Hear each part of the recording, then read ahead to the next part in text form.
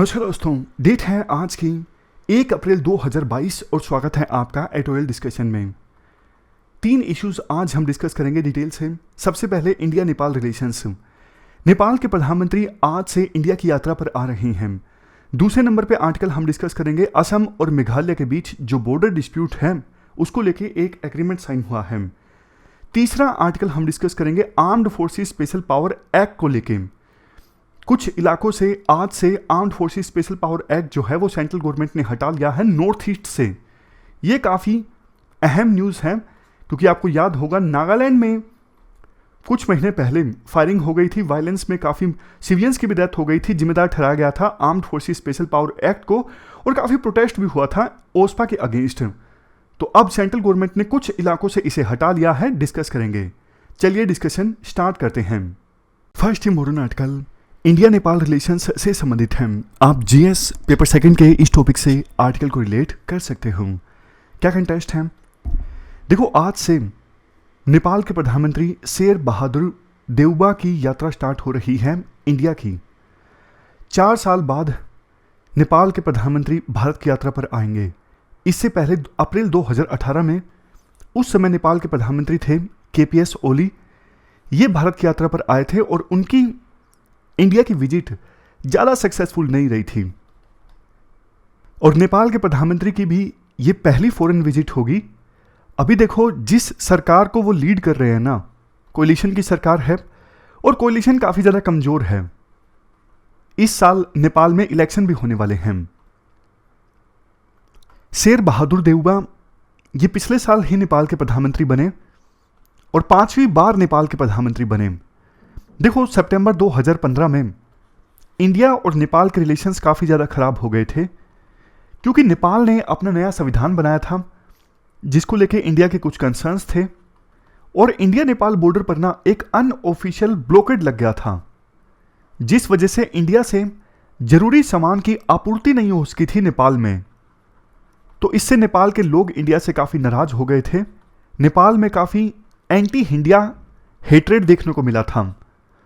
तब से लेके अभी तक देखो, नेपाल इंडिया के रिलेशंस ना पूरी तरह से तो नहीं उभरे हैं। छोटे छोटे और भी इश्यूज हैं, जैसे 2016 में इंडिया ने, आपको पता है, डीमोनेटाइजेशन लागू कर दिया था। तो जैसे देखो, हमारे पास हमारे फॉरेन एक्सचेंज रिजर्व में यूएस डॉलर्स पड़े रहते हैं, उसी प्रकार से नेपाल का जो सेंट्रल बैंक है ना, नेपाल राष्ट्र बैंक, इनके पास भी इंडियन करेंसीज की फॉर्म में कुछ रिजर्व्स थे। उसी प्रकार से भूटान के सेंट्रल बैंक में भी इंडिया की करेंसी की फॉर्म में कुछ रिजर्व्स थे। तो डीमोनेटाइजेशन के बाद नाम भूटान के साथ तो हमने वो पुराने नोट बदल लिए थे, लेकिन नेपाल के साथ नहीं बदले थे।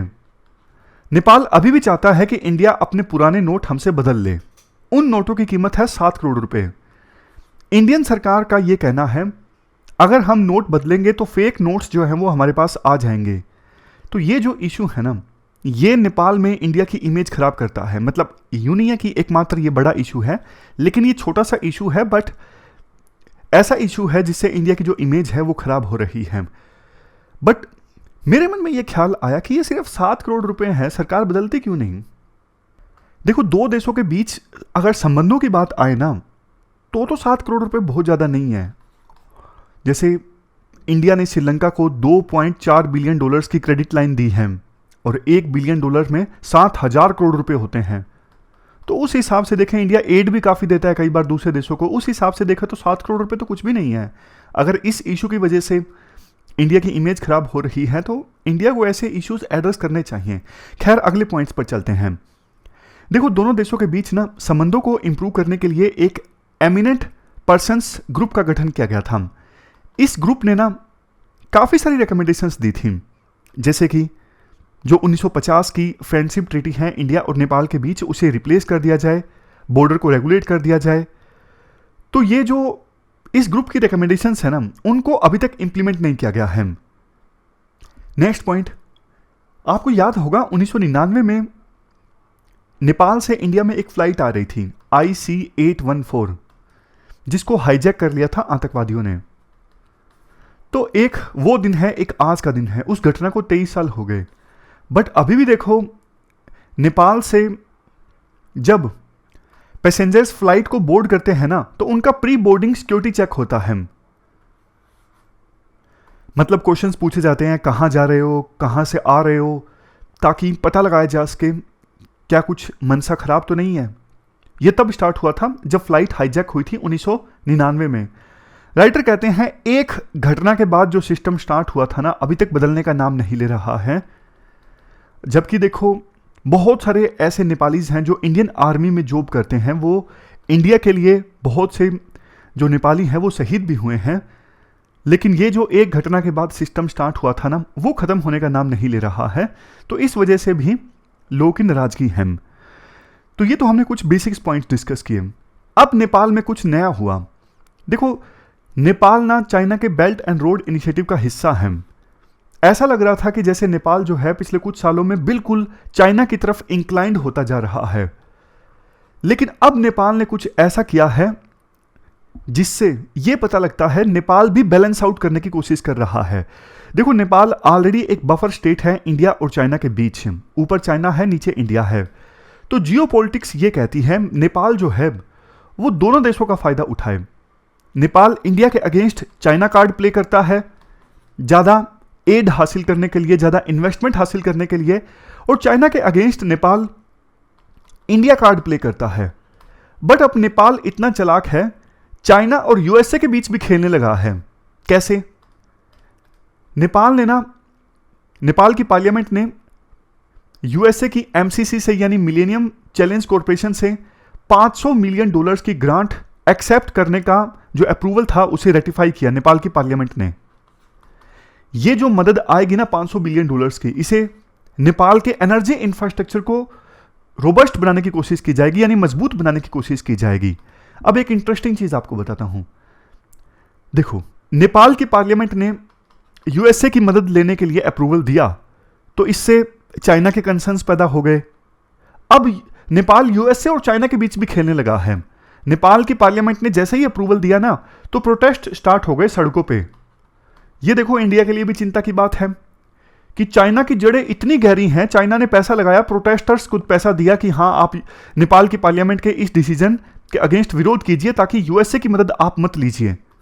तो इससे पता लगता है कि चाइना की जो जड़ें हैं नेपाल की पॉलिटिक्स में कितनी मजबूत हैं कि नेपाल ने यूएसए से मदद ली और इसके खिलाफ भी प्रोटेस्ट हो रहा है। अब क्वेश्चन ये उठता है, ये नेपाल जो है जब यूएसए से मदद ले रहा है, क्या इंडिया इससे खुश है? देखो ये ना बहुत गहरी पॉलिटिक्स है, मैं आपको बताता हूं। नियर टर्म में तो इंडिया खुश है कि ठीक है चाइना एक्सपेंड कर रहा है नेपाल में, तो यूएसए अगर उसका काउंटर कर रहा है नेपाल में, चूंकि इंडिया यूएसए का अलाय कंट्री है, तो फिर कोई दिक्कत नहीं है। यूएसए चाइना को ही बैलेंस कर रहा है। नियर फ्यूचर में इंडिया को कोई दिक्कत नहीं है।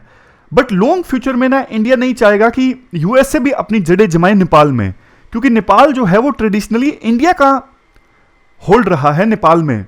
तो इंडिया नहीं चाहता कोई भी एक्सटर्नल पावर नेपाल में अपनी बड़ी भूमिका निभाए। तो नियर टर्म में तो इंडिया को कोई दिक्कत नहीं है चाइना का जब तक सामना हो रहा है, बट लॉन्ग टर्म में इंडिया चाहता है यूएसए भी अपनी जड़ें ना जमाए नेपाल में। इसीलिए ना जब अभी $500 मिलियन की मदद को नेपाल की पार्लियामेंट ने रेटिफाई किया ना, तो इंडिया ने पता क्या स्टेटमेंट दी? इंडिया ने यह कहा जिस ट्रांसमिशन लाइन के लिए यूएस ने मदद दी है ना, उसका कोई अल्टरनेटिव खोजना चाहिए।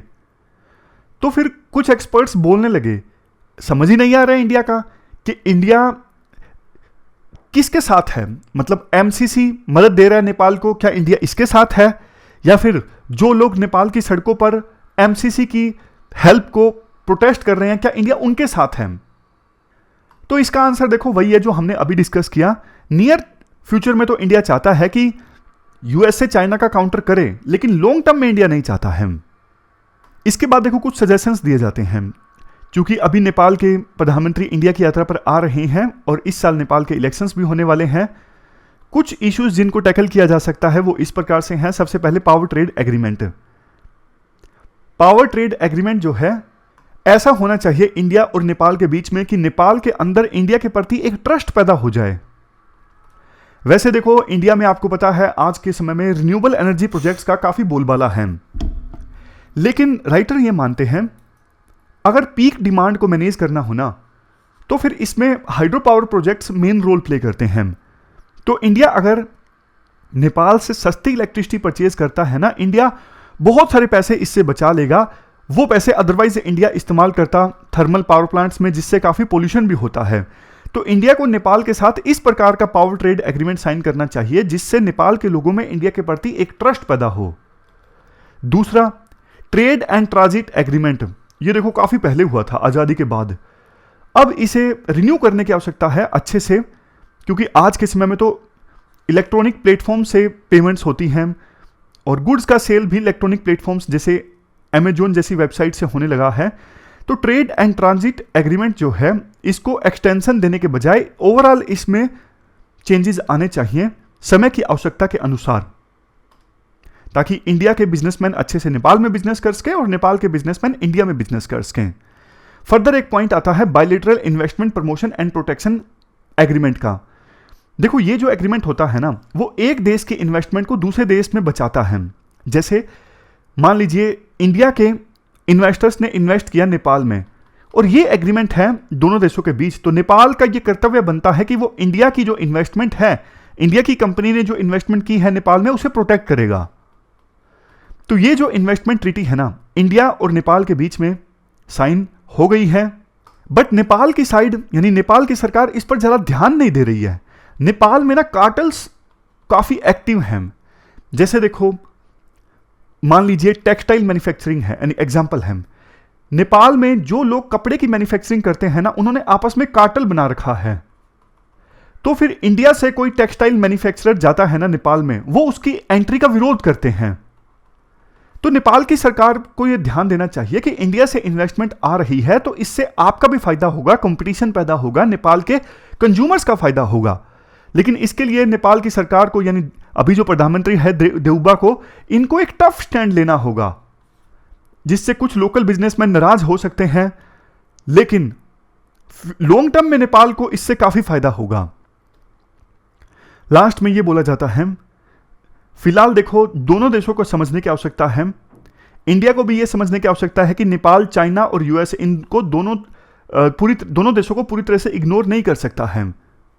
और नेपाल को भी यह समझना चाहिए कि इंडिया के साथ उसकी ज्योग्राफी अटैच्ड है, नेपाल इंडिया के कंसर्न्स को इग्नोर नहीं कर सकता है। अभी अच्छी बात यह है, डॉक्टर शंकर शर्मा जो एक अच्छे इकोनॉमिस्ट हैं, पहले नेपाल के यूएस में एम्बेसडर थे, अब वो इंडिया के एम्बेसडर बने हैं। तो मौका यह है कि दोनों देश पुरानी जो खटास है ना रिश्तों में, उनको एड्रेस करें, और बहुत जो सिमिलरिटीज हैं दोनों देशों में, जैसे कल्चर सेम है, रिलीजन सेम है, इन चीज़ों का लाभ उठा के दोनों देशों के रिश्तों को और ज़्यादा मजबूत बनाएं। तो ये पूरा आर्टिकल हमने डिस्कस किया, चलते हैं आगे। इसके बाद नेक्स्ट आर्टिकल असम और मेघालय के बीच बॉर्डर डिस्प्यूट से संबंधित है। आप जीएस पेपर 3 के इस टॉपिक से आर्टिकल को रिलेट कर सकते हो। देखो आप ये मैप देखिए, आज के समय में अरुणाचल प्रदेश, मिजोरम, मेघालय, ये सब देखो असम का पार्ट हुआ करते थे, लेकिन धीरे धीरे ये असम से अलग हो गए और अलग से स्टेट बन गए।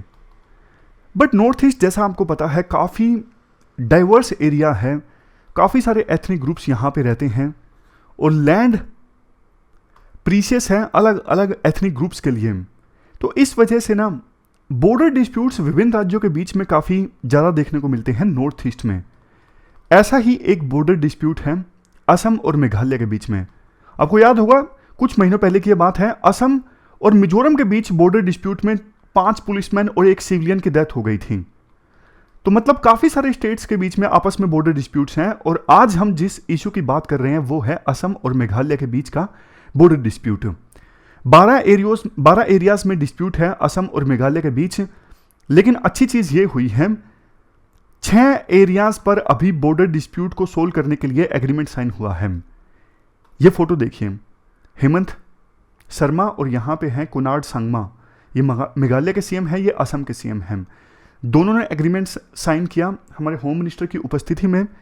6 एरियाज पर बॉर्डर एग्रीमेंट साइन हो चुका है, लेकिन अभी काम बाकी है। अब सर्वे ऑफ इंडिया एरियाज को डिमार्केट करेगा, पार्लियामेंट अप्रूवल देगा, थोड़ा टाइम और लगेगा।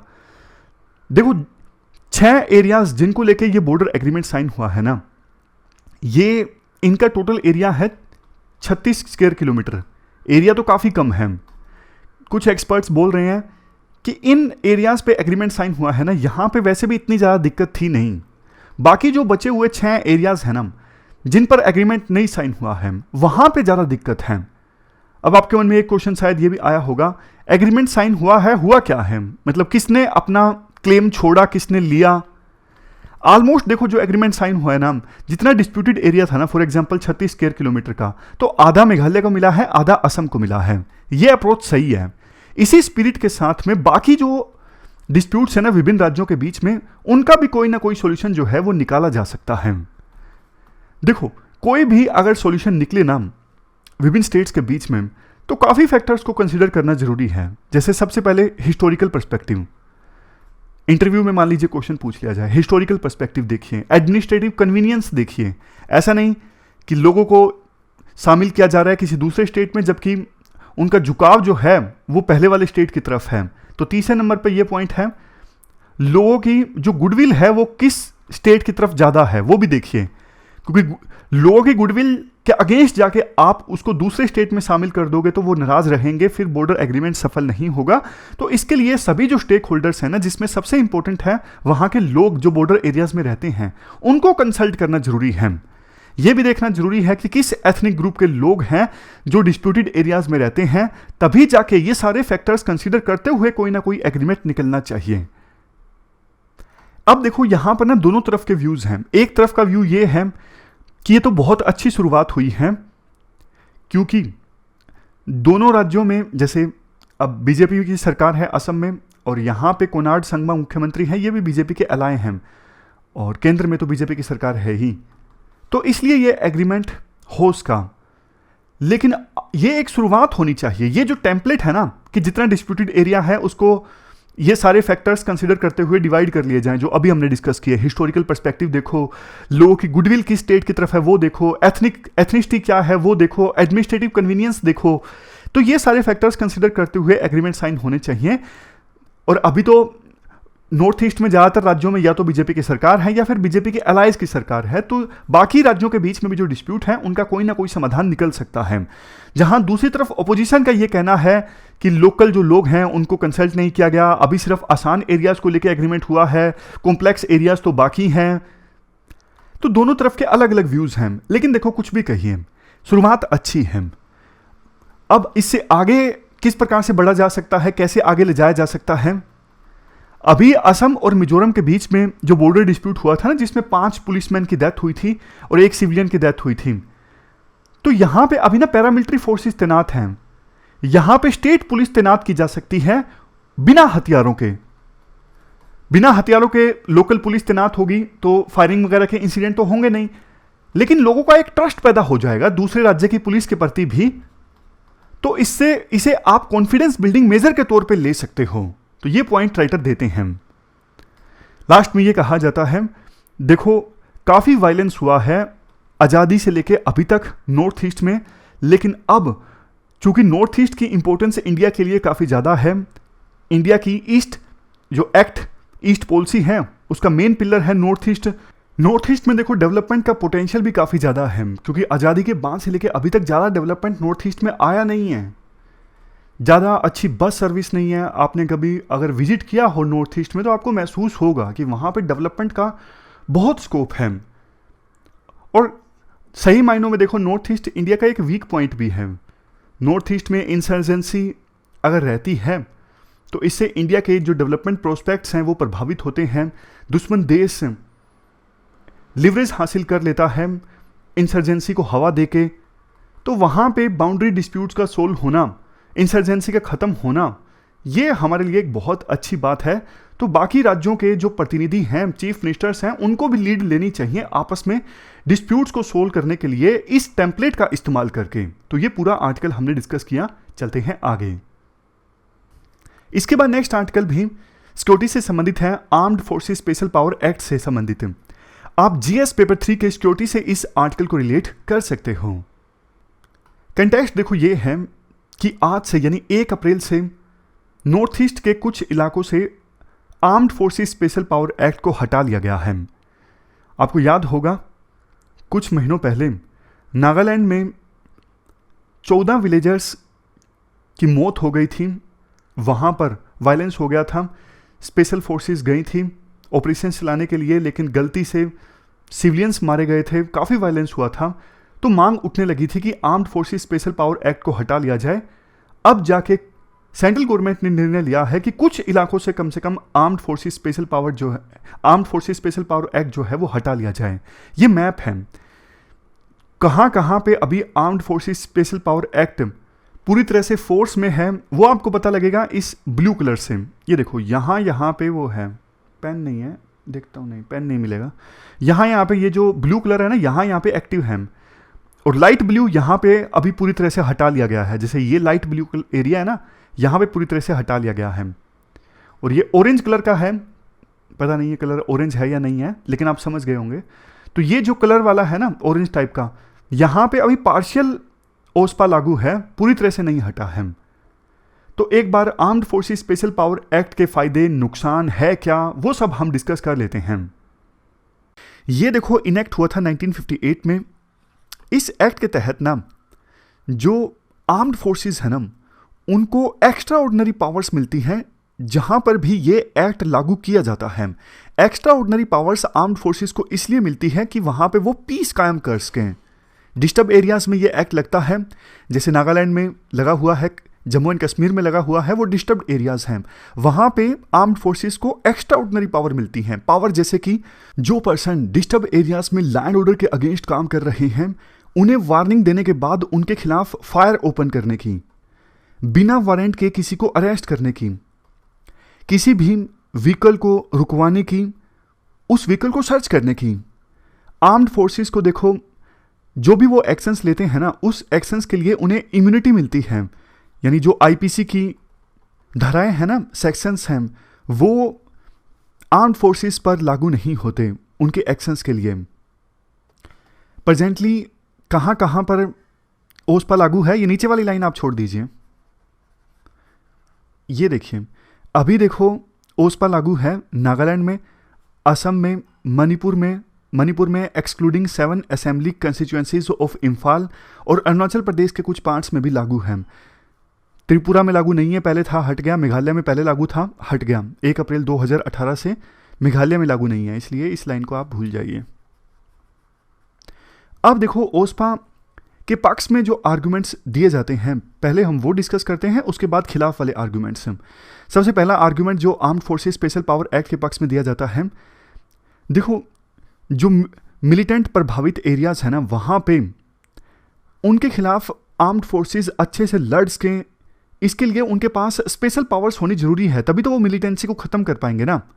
दूसरा, ये जो स्पेशल एक्ट है ना, armed forces special power act, इसने क्रूशियल रोल प्ले किया है, इंपॉर्टेंट रोल प्ले किया है डिस्टर्ब एरियाज में लैंड ऑर्डर मेंटेन रखने में। जैसे नागालैंड में इंसर्जेंसी ऑलमोस्ट खत्म है, जम्मू एंड कश्मीर में भी सिचुएशन अभी काफ़ी स्टेबल है, मतलब जो 90s में सिचुएशन थी वैसी तो नहीं है कम से कम। तो लैंड ऑर्डर मेंटेन करने में इस एक्ट ने स्पेशल रोल प्ले किया है, ये मानना पड़ेगा, कुछ एक्सपर्ट्स का कहना है। तीसरा रीज़न, देखो सैकड़ों जवान शहीद हुए हैं जिन्होंने अपनी जान दी है इंसर्जेंसी के अगेंस्ट। तो वहाँ पे अब स्पेशल पावर एक्ट हटाना, ये आर्म्ड फोर्सेस का जो मोराल है उसको तोड़ने का काम करेगा। ये ओस्पा के पक्ष में आर्गुमेंट्स दिए जाते हैं। खिलाफ कौन से आर्गुमेंट्स दिए जाते हैं? सबसे पहला तो देखो, आर्म्ड फोर्सेस को जो इम्यूनिटी मिलती है ना कि उनके खिलाफ कार्रवाई नहीं होती, इस वजह से काफ़ी बार आर्म्ड फोर्सेस जो हैं वो अपनी पावर्स का मिसयूज़ करती हैं। जैसे जहाँ पे ये स्पेशल पावर एक्ट लागू है वहाँ पे फेक एनकाउंटर्स, महिलाओं के ऊपर सेक्सुअल असोल्ट, रेप, ऐसी काफ़ी घटनाएं भी सामने आई हैं। नेक्स्ट पॉइंट, देखो जब इस प्रकार से armed special forces power act की वजह से लोगों के राइट्स का वायलेशन होता है ना, लोगों का जो विश्वास है डेमोक्रेसी में वो टूट जाता है, और लोगों का जब विश्वास टूट जाता है तो और ज़्यादा लोग हथियार उठा लेते हैं। तो ये विशियस साइकिल जो है ना वो चलता रहता है। आपने पीस इस्टेब्लिश करने के लिए ये एक्ट लागू किया, लेकिन कुछ ऐसी घटनाएं सामने आ गई, फेक एनकाउंटर की या फिर रेप की, तो उसकी वजह से और लोग हथियार उठा लेंगे। तो ये विशियस साइकिल चलता रहता है, इंसर्जेंसी कभी खत्म नहीं होती। नेक्स्ट पॉइंट, देखो इस स्पेशल पावर एक्ट की वजह से बहुत से लोग अपना जो फंडामेंटल राइट्स हैं वो खो देते हैं, लिबर्टीज़ खो देते हैं, तो इससे संविधान का भी वायलेशन होता है, डेमोक्रेसी कमज़ोर होती है। नेक्स्ट पॉइंट ये बोला जाता है, इस स्पेशल पावर एक्ट की वजह से बहुत बार जो आर्म्ड फोर्सेस हैं वो थोड़ा अनप्रोफेशनल हो जाती हैं, इंसेंसिटिव हो जाती हैं। उनको पावर मिलती है, इम्यूनिटी मिलती है, तो उनको लगता है कि हमारा कोई बिगाड़ नहीं सकता, हम कुछ भी करें, तो वो थोड़ा अनप्रोफेशनल हो जाते हैं। नेक्स्ट पॉइंट देखो ये है, जब 50 सालों में ये एक्ट पीस नहीं इस्टेब्लिश कर सका।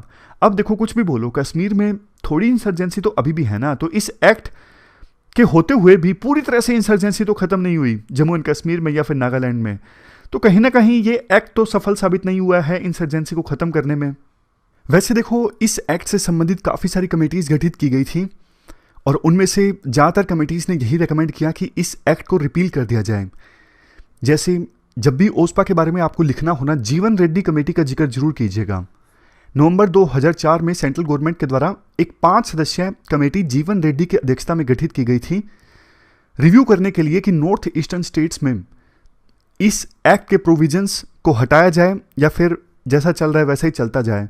तो इस कमेटी ने रेकमेंड किया कि ओस्पा जो है इसे रिपील कर दिया जाए और इसकी जगह पे अनलॉफुल एक्टिविटीज़ प्रिवेंशन एक्ट 1967 के तहत कुछ अप्रोप्रिएट प्रोविजंस इंसर्ट किए जाएं, मतलब इस एक्ट को मॉडिफाई किया जाए इस प्रकार से जिसमें साफ तौर पर लिखा हो कि आर्म्ड फोर्सेस की पावर्स क्या है, पैरामिलिट्रीज की पावर्स क्या हैं, बिल्कुल स्पेसिफिक ढंग से लिखा होना चाहिए। और जहाँ जहाँ पे आर्म्ड फोर्सेस डिप्लॉय है ना, वहाँ पे एक ग्रीवेंस सेल बनाया जाए हर एक ज़िले में, ताकि किसी को भी आर्म्ड फोर्सेस से कोई दिक्कत है तो जाके वहाँ पे इस ग्रीवेंस सेल में शिकायत कर सके। नेक्स्ट, सेकेंड ARC ने भी अपनी 5वीं report second administrative reform commission on public order, इसमें कहा था कि ओस्पा को रिपील कर देना चाहिए, लेकिन रिकमेंडेशन से इम्प्लीमेंट नहीं हुई। वे फॉरवर्ड में ये कहा जाता है, देखो इंसर्जेंसी और मिलिटेंसी के खिलाफ लड़ने का जो तरीका है, स्ट्रेटजी है, उसमें बदलाव होना चाहिए। स्ट्रेटजी देखो ऐसी होनी चाहिए कि और ज़्यादा लोग जो हैं वो एलियनेट ना हो। ऐसा ना हो कि इंसर्जेंसी खत्म करने के लिए आप जो स्ट्रेटजी अपनाओ उससे बल्कि और ज़्यादा लोग जो हैं वो सरकार से दुखी हो जाएं, सिस्टम से दुखी हो जाएं और हथियार उठा लें, इंसर्जेंसी में शामिल हो जाएं, मिलिटेंसी में शामिल हो जाएं। तो ऐसा नहीं होना चाहिए। तो ये हमने पूरा आर्टिकल डिस्कस किया जिसमें 3 एस्पेक्ट्स हमने डिटेल से डिस्कस किए। तो ये थी हमारी आज की डिस्कशन। फिलहाल इस डिस्कशन में इतना ही है। Thank you very much for discussion.